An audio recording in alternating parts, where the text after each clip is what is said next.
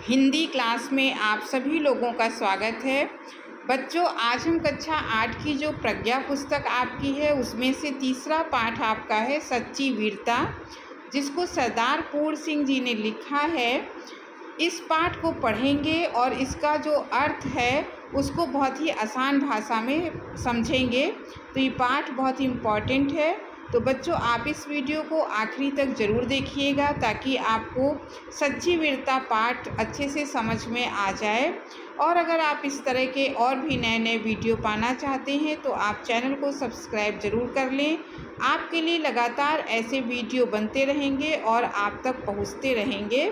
तो अब इस वीडियो को शुरू करते हैं। और आपके पाठ का नाम सच्ची वीरता, जिसे लिखा है सरदार पूर्ण सिंह जी ने।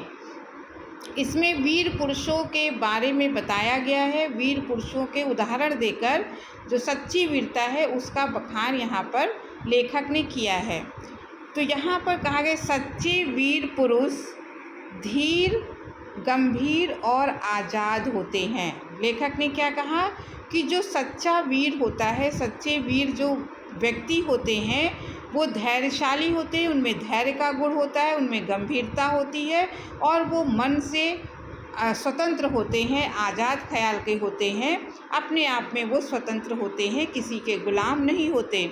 उनके मन की गंभीरता और शक्ति समुद्र की तरह विशाल और गहरी तथा आकाश की तरह स्थिर और अचल होती है। स्थिर माने अडिग होना, एक स्थान पे रहना।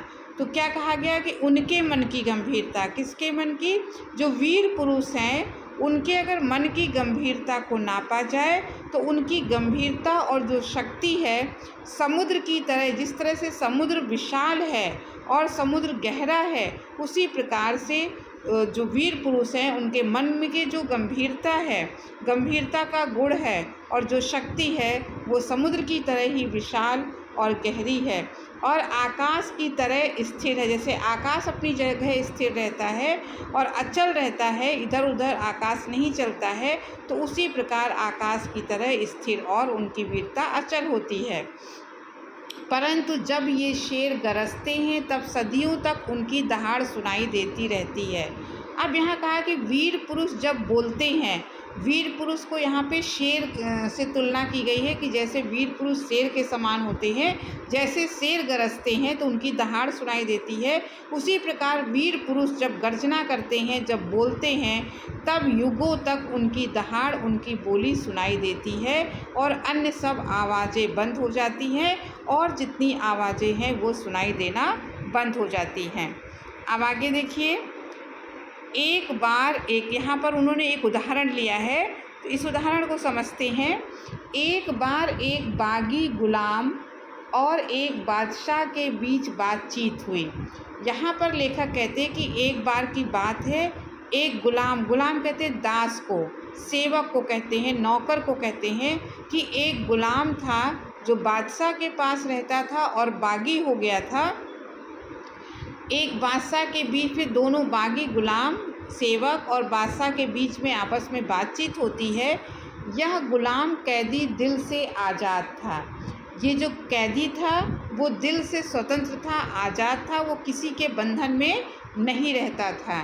बादशाह ने कहा, मैं तुमको अभी जान से मार डालूँगा। तो बादशाह उस पर नाराज़ हो गया। उसने कहा कि तुम मेरी बात नहीं सुनते हो तो मेरे अंदर ताकत है और मैं तुमको जान से मार सकता हूँ, मैं तुम्हें जान से मार डालूँगा। तुम क्या कर सकते हो? अगर मैं तुम्हें जान से मार दूँगा तो तुम मेरा कुछ भी बिगाड़ नहीं सकते हो। गुलाम बोला, हाँ, मैं फांसी पर तो चढ़ जाऊँगा, पर तुम्हारा तिरस्कार तब भी कर सकता हूँ। तिरस्कार माने होता है अपमान। यहाँ पर वो क्या कहते हैं कि मैं फांसी पर तो ज़रूर चढ़ सकता हूँ, आप मुझे मार सकते हैं, लेकिन फांसी पर चढ़ते वक्त भी मैं आपका अपमान कर सकता हूँ। इस गुलाम ने दुनिया के बादशाहों के बल की हद दिखला दी। तो उन्होंने कहा कि अब यहाँ पर लेखक कहते हैं कि ये जो गुलाम था उसने दुनिया के जितने भी बादशाह हैं, जितने भी राजा हैं, उन्होंने उनकी हद दिखला दी। मैंने वो कहाँ तक केवल उनकी शक्ति काम करती है, उनकी हद माने सीमा, उनकी सीमा उनको बता दी। बस इतने ही जोर और इतनी ही शेखी पर ये झूठे राजा मार पीट कर कायर लोगों को डराते हैं।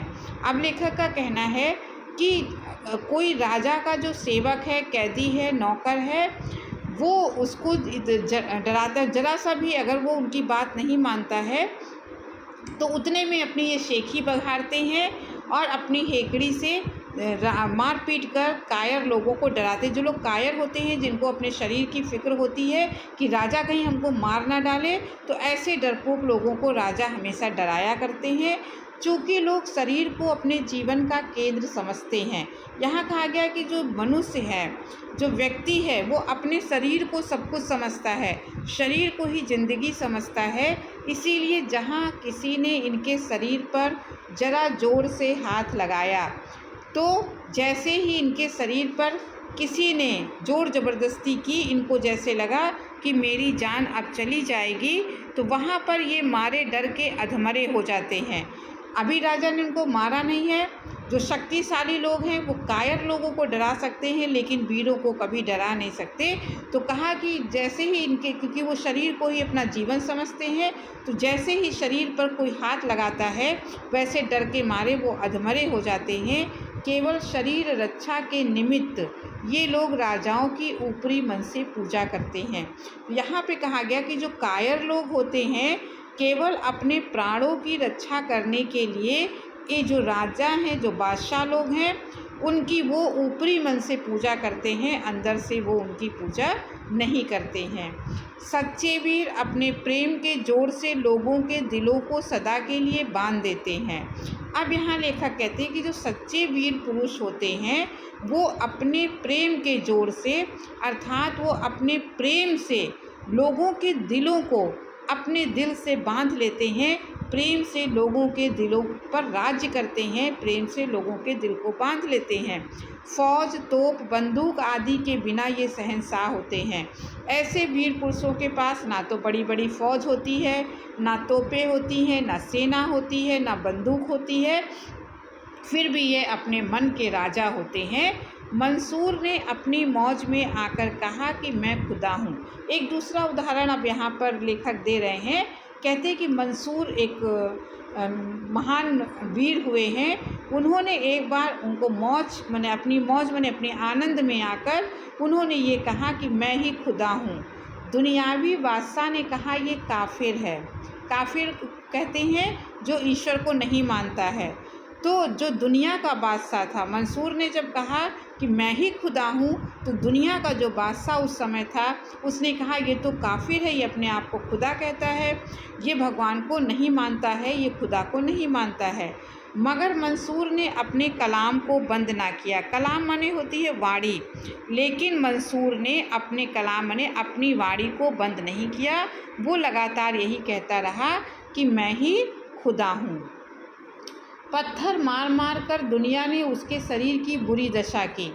जब वो नहीं माना, बार बार मंसूर यही कहता रहा कि मैं ही खुदा हूँ, तो दुनिया ने, संसार ने उसको पत्थरों से मार मार कर उसके शरीर की दुर्दशा कर दी, उसको मार डाला। परंतु उस मर्द के मुंह से हर बार यही शब्द निकला, अनलहक अहम ब्रह्मास्मि, मैं ही ब्रह्म हूँ। लेकिन चाहे जितना उसको मारा गया, उसकी जान भी चली गई, उसको सूली पर चढ़ा दिया गया, लेकिन बार बार जो उसके मुंह से यही शब्द निकला कि मैं ही खुदा हूँ, मैं ही ईश्वर हूँ, मैं ही ब्रह्म हूँ।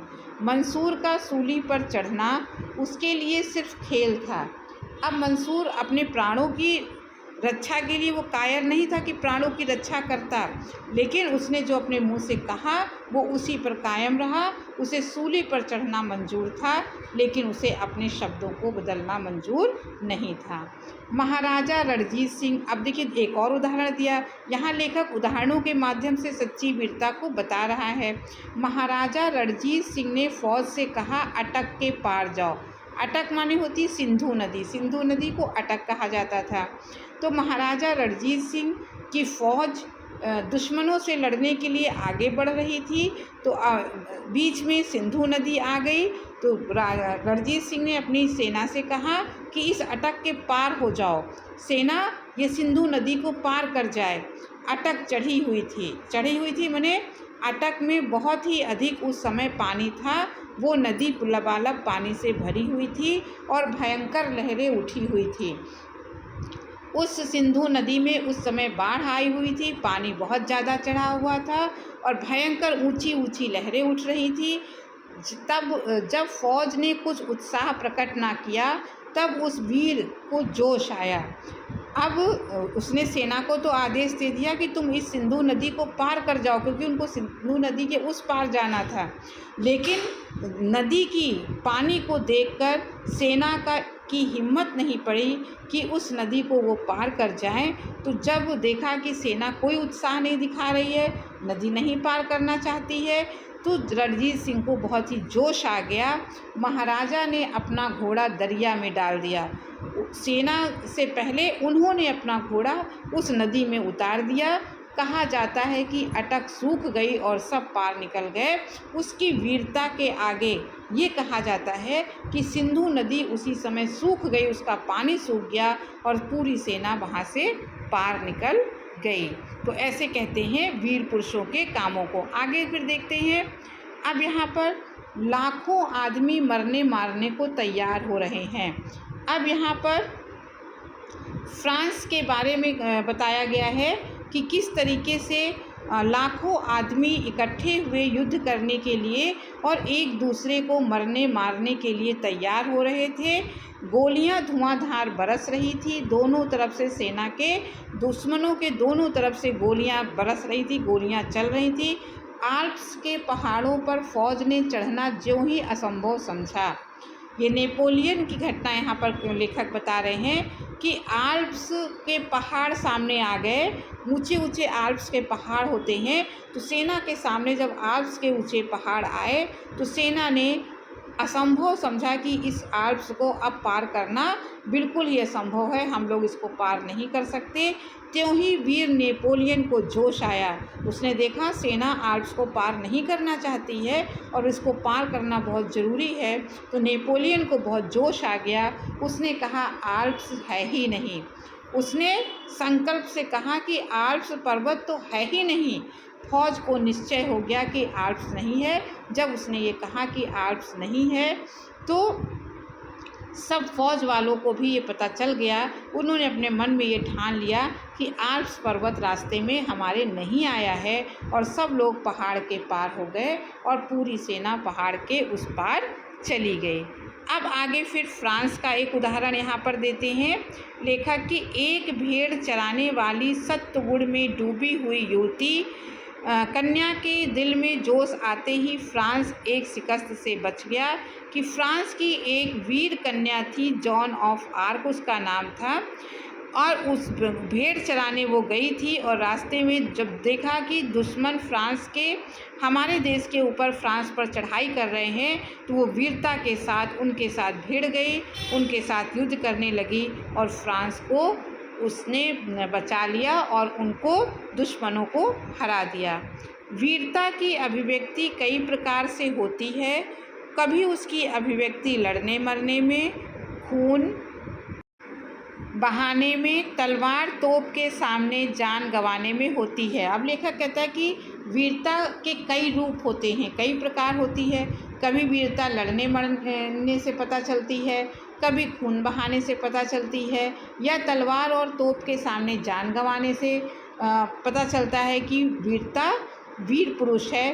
तो कभी जीवन के गूढ़ तत्व और सत्य की तलाश में बुद्ध जैसे राजा विरक्त होकर वीर हो जाते हैं। तो कहते हैं केवल युद्ध करने वाले ही वीर नहीं होते हैं, कभी कभी जीवन में जो सच्चाई को ढूंढने वाले भगवान बुद्ध और महावीर जैसे जो आपके महापुरुष हैं, वो भी विरक्त होकर बाहर निकल जाते हैं, तो उनको भी वीर कहा जाता है। वीरता एक प्रकार की अंतः प्रेरणा है। कहते वीरता की प्रेरणा कहाँ से मिलती है? तो वीरता की प्रेरणा बाहर से नहीं मिलती है, बल्कि अपने भीतर से, अपने हृदय से ही वीरता की प्रेरणा मिलती है। जब कभी इसका विकास हुआ तभी एक नया कमाल नज़र आया। यहाँ पे लेखक ने कहा कि जब जब कभी वीरता का विकास किसी भी मनुष्य के अंदर होता है तो एक नया ही चमत्कार दिखाई देने लगता है। एक नई रौनक, एक नया रंग, एक नई बहार, एक नई प्रभुता संसार में छा गई। तो कहते जैसे जैसे वीरता का विकास हुआ तभी विचित्र चीज़ें देखने में सामने आई। उस वीरता से संसार में एक नई रौनक छा गई, एक नया रंग भर गया, एक नई बहार आ गई और एक नई जो प्रभुता है वो पूरे संसार में छा गई। किसी भी व्यक्ति की वीरता पूरे संसार को लाभान्वित करती है, पूरे संसार को चमत्कृत करती है। वीरता हमेशा निराली और नई होती है। तो यहाँ लेखक कहता है कि वीरता हमेशा निराली होती है और नई होती है, वीरता कभी पुरानी नहीं होती है। नयापन भी वीरता का एक खास रंग है। नयापन, नवीनता वीरता का एक अलग ही रंग है। वीरता देश काल के अनुसार संसार में जब कभी प्रकट हुई तभी एक नया स्वरूप लेकर आई, जिसके दर्शन करते ही सब लोग चकित हो गए। अब यहाँ कहा गया है कि वीरता देश और काल और समय के अनुसार जब जब प्राचीन काल से जब जब वीरता का स्वरूप इस संसार में प्रकट हुआ है तो उसका एक नया स्वरूप ही लोगों को दिखाई पड़ा है और उसके दर्शन करते ही सारे उस वीरता के दर्शन करते सभी लोग चकित हो जाते हैं। वीर पुरुष का दिल सबका दिल हो जाता है। अब यहाँ बहुत अच्छी बात कही गई कि जो वीर पुरुष का दिल है, जो उसका हृदय है, वो सबका हृदय हो जाता है। माने वो सभी लोगों को अपने दिल में जगह देता है, वो सबसे प्रेम करता है, उसका मन सबका मन हो जाता है। उसका मन केवल उसका अपना नहीं रहता है बल्कि उसका मन सभी लोगों का मन हो जाता है। उसके विचार सबके विचार हो जाते हैं। उसकी जो अपनी सोच है, अपने जो उसके विचार हैं, वो विचार उसके अपने नहीं रहते हैं, वो सबके हो जाते हैं। उसके संकल्प सबके संकल्प हो जाते हैं और उसका जो संकल्प है, जो निर्णय है, जो उसने अपने लिए सोचा है, वो संकल्प सबके लिए वो लेता है। उसका बल सबका बल हो जाता है और वीर पुरुष का जो बल है उसका अपना ना होकर वो सबका बल हो जाता है, सबका बल बन जाता है। वह सबका और सब उसके हो जाते हैं। वीर पुरुष हर व्यक्ति का होता है और हर व्यक्ति उस वीर पुरुष के हो जाते हैं। अब आगे देखते हैं। वीरों के बनाने के कारखाने कायम नहीं हो सकते। अब यहाँ बड़ी बात कहा गया है कि वीर कभी कारखाने में माने फैक्ट्री में नहीं बनते हैं। वीर किसी दुकान में, किसी फैक्ट्री में नहीं बनाए जाते हैं। वे तो देवदार के वृक्षों की तरह जीवन के अरण्य में खुद ब खुद पैदा होते हैं। जैसे पहाड़ों में देवदार के वृक्ष अपने आप लग जाते हैं, अपने आप बड़े हो जाते हैं और एक बड़े वृक्ष बन जाते हैं, उसी प्रकार जीवन के अरण्य, अरण्य माने होता है जंगल, जीवन रूपी वन में वीर पुरुष भी अपने ही आप पैदा होते हैं, किसी फैक्ट्री में वो बनते नहीं हैं। और बिना किसी के पानी दिए, बिना किसी के दूध पिलाए, बिना किसी के हाथ लगाए तैयार होते हैं। कहते जो वीर पुरुष है उसको देखभाल नहीं करनी पड़ती है, उसको पानी नहीं देना पड़ता है, उसको कोई दूध पिलाकर बड़ा नहीं करता है और किसी के हाथ लगाए, मतलब बिना उनकी देखभाल किए भी वो वीर पुरुष इस संसार में तैयार हो जाते हैं और दुनिया के मैदान में अचानक ही सामने आकर वे खड़े हो जाते हैं। और वो वीर पुरुष धीरे धीरे अपने आप ही तैयार होते हैं और एक दिन दुनिया के सामने आकर अपनी वीरता दिखाकर सबको चकित कर देते हैं। हर बार दिखावा और नाम के लिए छाती ठोक कर आगे बढ़ना और पीछे हटना पहले दर्जे की बुज़दिली है। बुज़दिली माने कायरता है। अब कहते कुछ लोग ऐसे होते हैं जो केवल दिखाने के लिए बहुत छाती ठोकते हैं, दिल पर हाथ रखकर बड़े कि मैं बहुत ही वीर हूँ, थोड़े कदम आगे बढ़ते हैं और जैसे ही कोई समस्या आती है, कोई बाधा आती है, वो फिर पीछे हट जाते हैं, अपना कदम पीछे खींच लेते हैं। लेकिन वीर पुरुष कभी भी अपना आगे बढ़ाया हुआ कदम पीछे नहीं खींचते हैं। तो ये एक कायरता है। वीर तो ये समझता है कि मनुष्य का जीवन जरा सी चीज़ है। वीर पुरुष ये जानता है कि मनुष्य जीवन तो क्षणभंगुर है, कुछ समय के लिए है। इस जीवन के लिए वीरता को वो छोड़ता नहीं है। वह सिर्फ एक के लिए काफ़ी है। वो कहता है कि सिर्फ एक बार, ये जीवन एक बार मिला है तो हम उसके लिए उसको उपयोग कर लें, उसको वीरता के काम में लगाएं। बंदूक में केवल एक गोली है, उसे एक बार ही प्रयोग किया जा सकता है। कहते हैं जैसे बंदूक में एक गोली भरी होती है तो एक बार प्रयोग कर सकते हैं, उसी प्रकार जीवन एक बार मिलता है तो एक बार उसका अच्छे से प्रयोग करना चाहिए। हाँ, कायर पुरुष इसको बड़ा ही कीमती और ना टूटने वाला हथियार समझते हैं। जो पुरुष कायर होते हैं वो अपने शरीर को बहुत ही कीमती और कभी उसके शरीर पे कोई चोट ना लगे, चोट ना लगने वाला हथियार समझते हैं। इसे एक हथियार की तरह इस्तेमाल करते हैं, अपने शरीर को हर घड़ी आगे बढ़कर ये दिखाकर कि हम बड़े हैं, और वे फिर पीछे इसलिए हट जाते हैं कि उनका मनोबल किसी और अधिक बड़े काम के लिए बच जाए। तो ऐसे कायर पुरुष पहले तो बड़े जोश के साथ आगे बढ़ते हैं, बड़ी वीरता की डींग हाँकते हैं, लेकिन फिर अपने पीछे हट जाते हैं, कदम पीछे खींच लेते हैं कि अपने जीवन को मिटाना नहीं है, इसको किसी दूसरे काम में लगाना है। लेकिन वीर पुरुष ऐसा नहीं करते हैं। आगे देखते हैं, गरजने वाले बादल ऐसे ही चले जाते हैं, परंतु बरसने वाले बादल जरा सी देर में मूसलाधार वर्षा कर जाते हैं। अब यहाँ लेखक कहता है कि जो बादल गरजते हैं वो बरसते नहीं हैं, वो बादल जरा सी देर में मूसलाधार वर्षा कर जाते। तो गरजने वाले बादल ऐसे ही चले जाते हैं, परंतु जो बरसने वाले बादल होते हैं वो थोड़ी ही देर में वर्षा करके अपना काम करके चले जाते हैं। वीर पुरुष का शरीर कुदरत की समस्त ताकतों का भंडार है। अब लेखक यहाँ कहता है कि जो वीर पुरुष होते हैं उनका जो शरीर होता है वो शरीर में प्रकृति के ईश्वरीय सभी ताकतों का, उनका शरीर बहुत ही, उनके जो हृदय होता है उसमें बहुत ही बल भरा होता है, बहुत ही ताकत भरी होती है। कुदरत का ये केंद्र हिल नहीं सकता। तो कुदरत का दिया हुआ जो वीर पुरुषों का शरीर है वो किसी भी बाधा से हिलता नहीं है, किसी के कहने पर वो वीरता नहीं छोड़ता है। सूर्य का चक्कर हिल जाए परंतु वीर के दिल में जो दैवी केंद्र है वो अचल है। कहते हैं कि एक तरह से अगर सूर्य जो चक्कर लगाता है वो चाहे हिल जाए, लेकिन जो वीर पुरुष है वो अपने दिल में जो ठान लेता है वो उससे हटता नहीं है, वो अचल है। कुदरत की नीति चाहे विकसित होकर अपने बल को नष्ट करने की हो, कहते कुदरत की अगर नीति है, परंपरा हो, चाहे विकसित होकर अपने बल को नष्ट करने की हो, मगर वीरों की नीति बल को हर तरह से इकट्ठा करने और बढ़ाने की होती है। तो वीर क्या करते हैं, उनकी नीति होती है कि अपने बल को, अपनी ताकत को हर तरीके से इकट्ठा करें और उसको बढ़ाएं। वह वीर क्या जो टीन के बर्तन की तरह झट से गर्म और ठंडा हो जाता है। एक उदाहरण दिया कि वो ऐसा वीर क्या जो जैसे टीन का बर्तन होता है तुरंत गर्म हो जाता है और तुरंत ठंडा हो जाता है। तो ऐसी वीरता क्या कि तुरंत जोश चढ़ जाए और तुरंत जोश ठंडा हो जाए। सदियों नीचे आग जलती हो तो भी शायद ही गर्म हो, कहते कि सदियों नीचे आग जलती रहे तो भी शायद ही वो गर्म हो, और हजारों वर्ष बर्फ़ पर जमती रहे तो भी क्या मजाल उसकी बाड़ी तक ठंडी हो।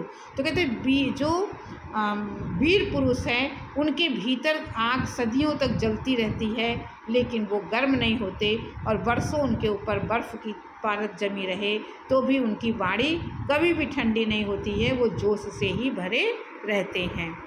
अब आगे देखते, उसे खुद गर्म और सर्द होने से क्या मतलब। अब यहाँ पर उन्होंने कहा कि उसको खुद गर्म होने से और सर्द होने से क्या मतलब है। सत्य की हमेशा जीत होती है, ये भी वीरता का एक चिन्ह है। विजय वहीं होती है जहाँ पवित्रता और प्रेम है। यहाँ लेखक कहता है कि हमेशा जीत वहीं होती है जहाँ पर पवित्रता है और प्रेम है। दुनिया धर्म और अटल आध्यात्मिक नियमों पर खड़ी है। दुनिया जो धार्मिक नियम है उसके ऊपर खड़ी है। जो अपने आप को उन नियमों के साथ अभिन्न करके रहता है उसी की विजय होती है। जो आध्यात्मिक नियमों के साथ लगा रहता है हमेशा उसकी जीत होती है। जब हम कभी वीरों का हाल सुनते हैं तब हमारे अंदर भी वीरता की लहरें उठती हैं। कहा कि जब हम वीरों के बारे में सुनते हैं या पढ़ते हैं तो हमारे अंदर भी वीरता का जोश लहराने लगता है और वीरता का रंग चढ़ जाता है। परंतु वो चिरस्थायी माने वो हमेशा रहने वाला नहीं होता है। थोड़ी देर में जोश चढ़ता है फिर ठंडा हो जाता है। इसका कारण यही है कि हम सबको केवल दिखाने के लिए वीर बनना चाहते हैं। हम वीर किस लिए बनना चाहते हैं कि हम सबको दिखाएं कि हम वीर हैं। टीन के बर्तन का स्वभाव छोड़कर अपने जीवन के केंद्र में निवास करो। तो कहते हैं टीन का बर्तन जो झट से गर्म ठंडा होता है उसके स्वभाव को छोड़ देना चाहिए और जीवन का जो केंद्र है, जो हृदय है, उसमें निवास करो और सच्चाई की चट्टान पर दृढ़ता से खड़े हो जाओ। बाहर की सतह को छोड़कर जीवन के तहों में घुसो, तब नए रंग खिलेंगे। तो कहते हैं बाहर की चीज़ों को छोड़ो और अंदर अपने भीतर घुसो, तब तुम्हारे अंदर वीरता के गुण दिखाई पड़ेंगे। तो बच्चों, आपको ये पाठ अच्छे से समझ में आ गया होगा। अगर आपको अच्छा लगा हो तो आप इसे सब्सक्राइब ज़रूर कीजिएगा, लाइक कीजिएगा, अधिक से अधिक शेयर कीजिएगा। अब अगले वीडियो में फिर किसी टॉपिक के साथ मिलेंगे, तब तक के लिए धन्यवाद।